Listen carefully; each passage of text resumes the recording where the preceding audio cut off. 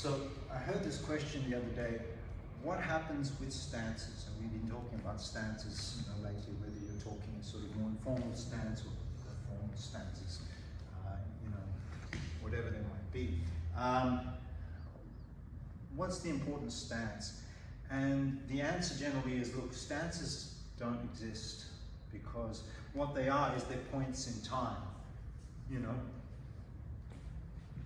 Okay, you've got cat stance and you've got long stance, but only existing very briefly, because from there something else happens. And so, you're moving out of the way, and there's a horse stance, but it's only from there to there, and we see this in the movements that we do. But I think it's not important to talk about stances, but it's important to recognize that they exist and to train them to understand those points of stability. But the more important thing to really know is that you have to know how to move the body from stance to stance. And that's the key thing that I want to talk about today.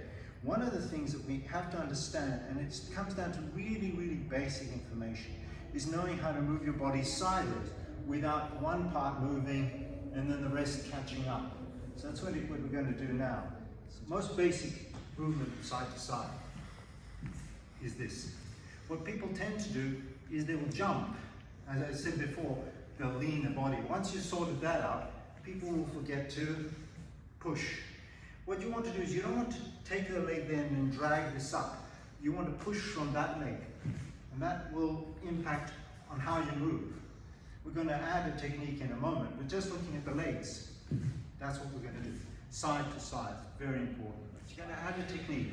It doesn't matter what you do. Understanding this is a basic technique. You can add just a punch, and the punch is good because it's basic coordination.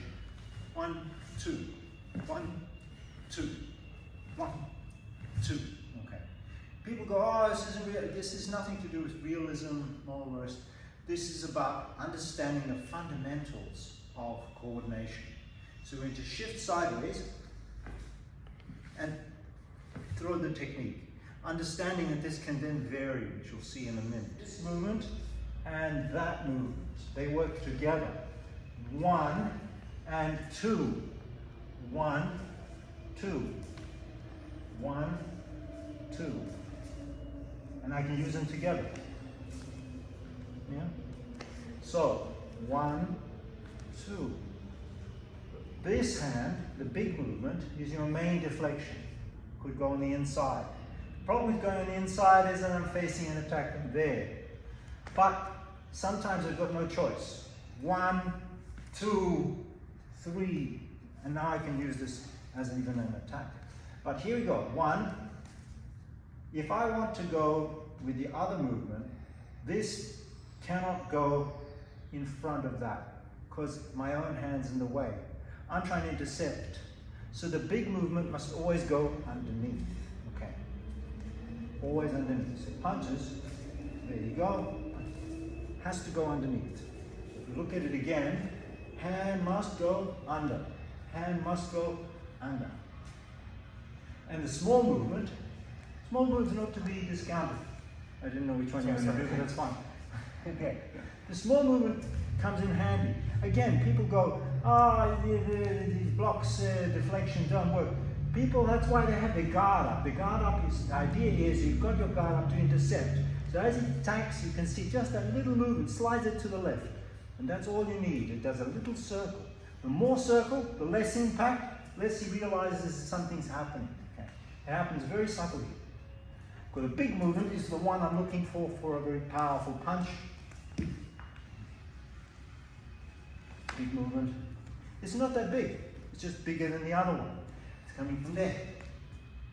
Yeah, from that side. Yeah.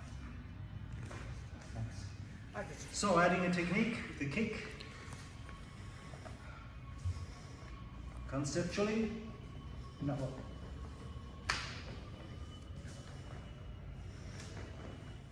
Typically speaking, we start to move into other stances. So we're in a more informal stance. then that becomes a very different story. Right. Or cat stance. I'm in my turn a bit. Okay. So you see how your stances start to adopt in traditional form what is actually a fundamental body shifting. It's called Taisabaki in Japanese, or tenshin, which means body evasion. In this case, we're going to do a cat stance, and we're going to swap. So this will be a chance to swap. And just to make it a little bit easier, we're going to go 45 to 45. Okay. That's all we're going to do. 1, 2. Techniques like this occur in kata, in karate, or in martial arts generally. This is called kurumfa.